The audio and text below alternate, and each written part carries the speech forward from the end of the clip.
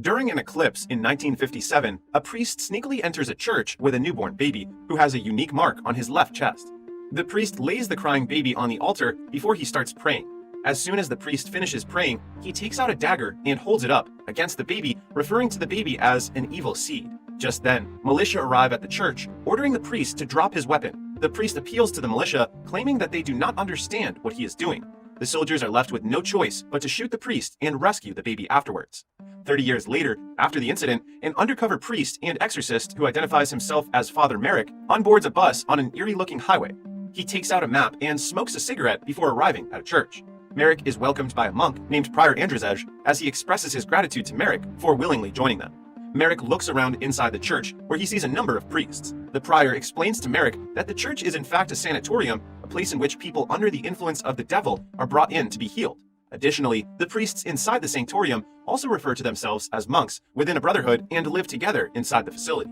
The prior introduces Marek to Brother Dawid, who is known as the resident jack of all trades in the sanatorium. The three of them meet inside an isolated storage area.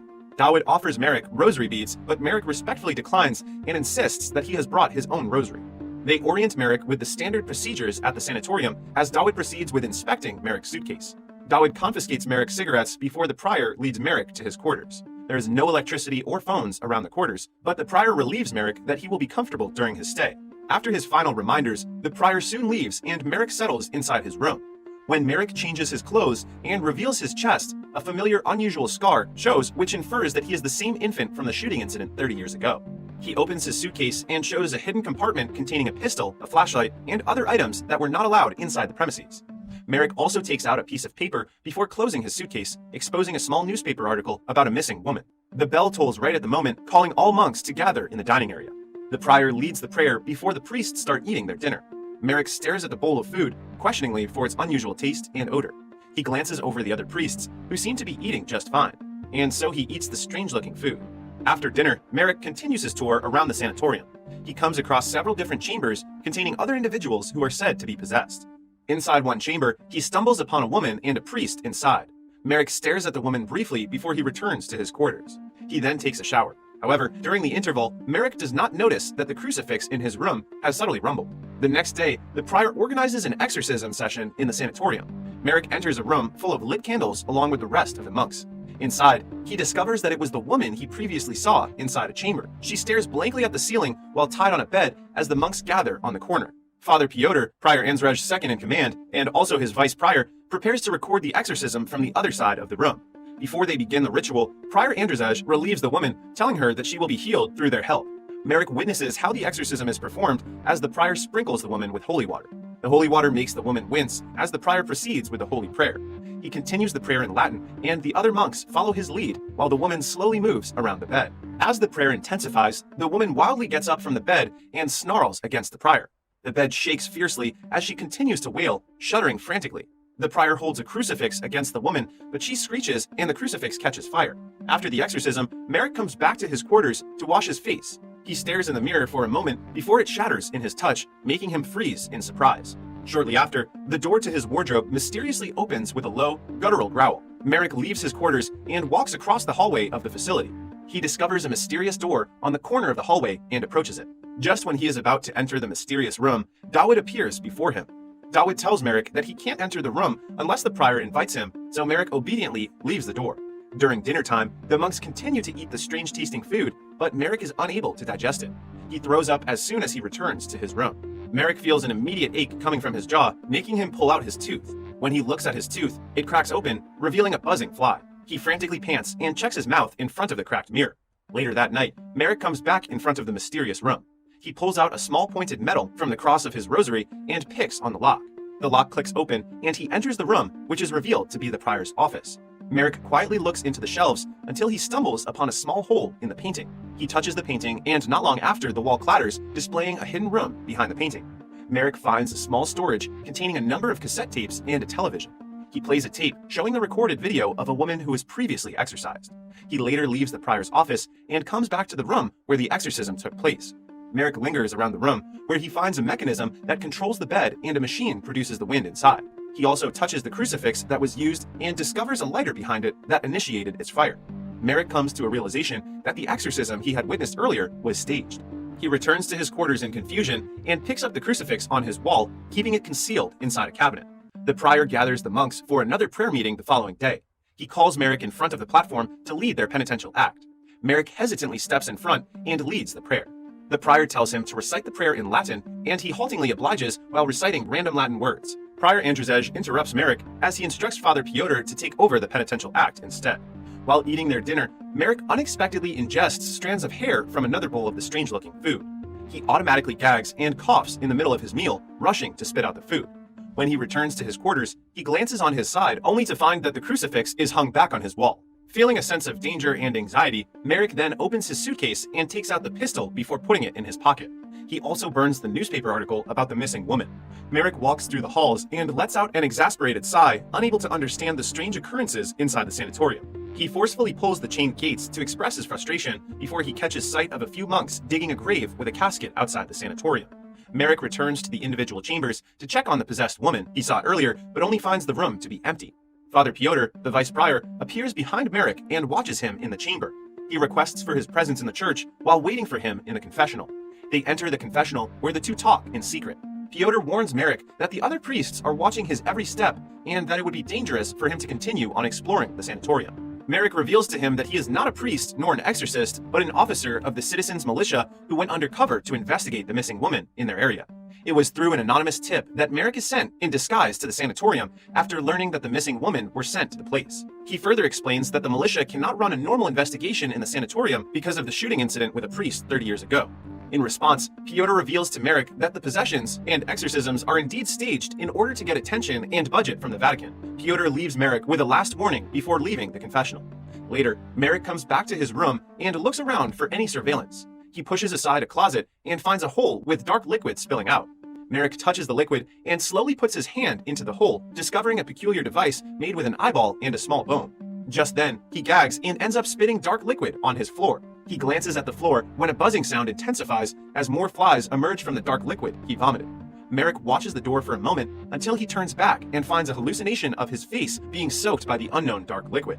As the night deepens, he sneaks off to locate the exorcised woman. He goes out to the graveyard and digs through the grave earlier. However, Marek discovers that the casket was empty.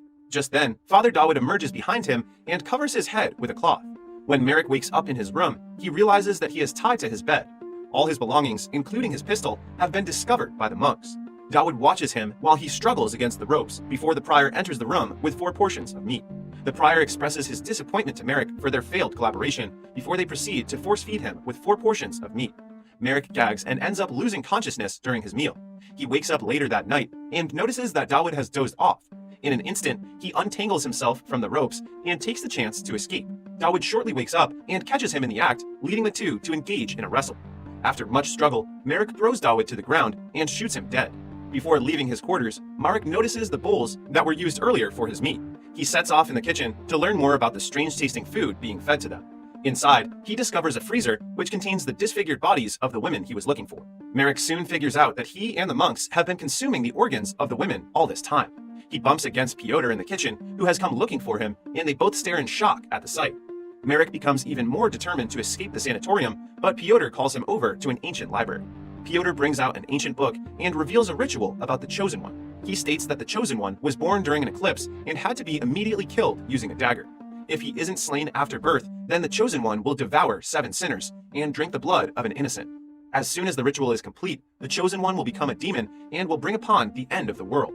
Piotr speculates that Marek is the Chosen One and that the prior and the rest of the monks are completing the ritual. It is revealed that Prior Andrzej and the monks are priests that worship Satan and are working on summoning the devil. While Marek scans through the pages, he finds an image of the same appearance as the scar on his left chest. Despite that, he denies the tale out of disbelief, and the two of them devise a plan to escape in the sanatorium. Piotr offers a plan and mentions a hidden passage that leads outside the monastery, inviting Marek to escape with him. In an attempt to gain his trust, Piotr also shows Marek the scars he had acquired after supposedly trying to escape from the sanatorium.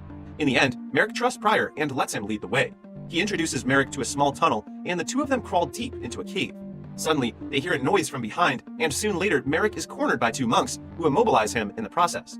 He turns his head toward Piotr, realizing that it was all a bait before the monks knock him unconscious. Marek wakes up at the sight of the church monks surrounding him. He is again bound and tied to a wooden pillar, while the prior and the church monks gather in their red cloaks. Prior Andrzej reveals to Marek that he had intentionally brought him to the sanatorium, and the few anonymous tips Marek got actually came from him. The prior apologizes to Marek for the deception, but he also clears out that everything they had done came with good intentions. Prior Andrzej and their brotherhood of church monks believe that God and the devil sit side by side with an understanding. He further explains to Marek that it is not the devil, but the humans who are evil, and that in turn, they have deserved punishment for a long time. The church monks also believe that a gateway to hell exists in the nearby well, leading them to build the sanatorium in the said location. The entire brotherhood has waited for 800 years before Marek, the chosen one, came to existence. When the ritual is complete, the devil will emerge from the well and enter Marek's body. Soon after, the church monks proceed to complete the ritual by acquiring the last requirement, which is the blood of an innocent. They bring over the woman who was previously exorcised, making her kneel before Marek.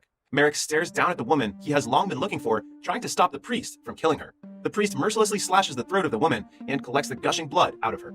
Then, they all sip the woman's blood from a bowl before disposing of her. Ultimately, the prior reaches the bowl onto Marek's mouth and forces him to do the same while he whimpers. The prior leads another prayer as the church monks recite a chant to call upon the devil. But after reciting their chants and completing the ritual, nothing happens. Marek cackles weakly while Prior Andrzej checks back to Pyotr whether they have missed a step on the ritual. Pyotr reviews the ancient book, but fails to find any more instructions left to do. The two continue to speculate and recall how they did the ritual. When they come to a realization that the ritual has failed, Pyotr becomes upset and subtly blames the prior. As a response to the rest of the church monks, Pyotr admits there was a mistake on their part. He orders them to go back to their quarters and meet the next day like nothing happened. The members grow concerned with Marek, thinking that the militia will come looking for him soon. Pyotr faces Marek and apologizes to him before he stabs him with a dagger. He stares at Marek until he loses consciousness before the church monks untie him. They then drag Marek towards the well and throw him inside. Later on, the prior drinks out his dissatisfaction at the failed ritual while smoking a cigarette. He goes through the night while drowning his frustration in liquor, failing to notice that the cross in his room has turned upside down. After some time, Pyotr enters his room and finds him wasted. It looks as if he is helping the prior to settle on his bed. However, Pyotr grabs on a pillow and pushes it against the prior's face, suffocating him. The prior chokes and lets out continuous muffled struggles, but Pyotr holds the pillow firmly, killing him. By the following day, the church monks burn the disfigured bodies of the women when suddenly Pyotr calls them to gather in Prior's room. He shows the church monks the dead body of the prior while pretending to mourn his passing. The responsibilities of the prior are now given to Pyotr. Meanwhile, Marek turns out alive as he awakens at the bottom of the well. He slowly gets up and looks around the well surrounded with bones before his body starts to shake violently. Inside the sanatorium, Pyotr and the church monks recite a prayer for the soul of Prior Andrzej. In the midst of the prayer service, Pyotr shudders as he loses control of his senses. All of a sudden, he drops the ancient book as he is unable to talk any longer or move at his own will. The church monks stare at Pyotr in confusion while he continuously gags. He slowly rises into the air with his arms forced to be spread horizontally, mimicking the pose of the crucifix. Just then, Pyotr screams in agony while his body dissipates into a massive group of buzzing flies. While the flies buzz, a demon known as the sabbatical goat emerges from behind the altar. It is later revealed that the entire ritual was not a failed attempt because they have successfully summoned the demon and the demon was able to enter the sanatorium. The faceless demon goat looks at the church monks and shrieks loudly, shocking them. They attempt to run out of the sanatorium, but the demon stuns them in place. The church monks all freeze there while the statue of Jesus on the altar slowly turns toward the demon. It looks back at the statue of Jesus and imitates the pose of the crucifix. At the same time, the church monks levitate on their spots and are forced to stand upside down, following an inverted cross. Soon, every human being inside the sanatorium takes after the inverted cross. Outside the sanatorium, the dead flowers and trees slowly come alive.